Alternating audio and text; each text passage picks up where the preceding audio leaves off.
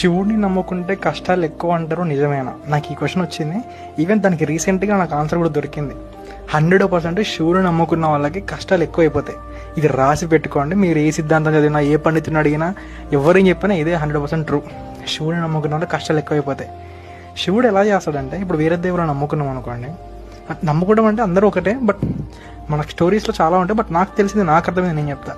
వేరే దేవుళ్ళు అందరూ ఏంటి, మనం పాపాలు చేసి వచ్చేసినా, మనం కర్మ చేసి వచ్చేసినా, మనోడే ఏం కాదులే, ఇలా నెక్స్ట్ లైఫ్కి తోస్తారు. ఈ కర్మ ఈ జన్మలో తీసేస్తారు, నెక్స్ట్ జన్మలో యాడ్ అవుద్ది.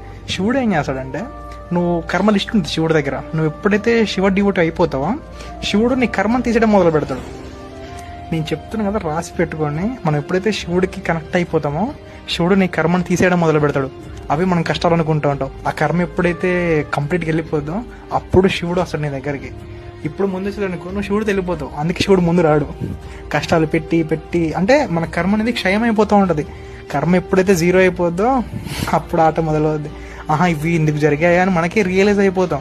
సో మోక్షం ఇచ్చేస్తాడు శివుడు. కనిపించడం అంటే ఏంటి? మోక్షం ఇచ్చేస్తాడు. అందుకే శివభక్తులకి చాలా కష్టాలు వచ్చేస్తాయి, చాలా ప్రాబ్లమ్స్ వస్తాయి. నేను ఎందుకు చెప్తున్నా అంటే ప్రాబ్లమ్స్ అని, అవి ప్రాబ్లమ్స్ అని మనం అనుకుంటాం.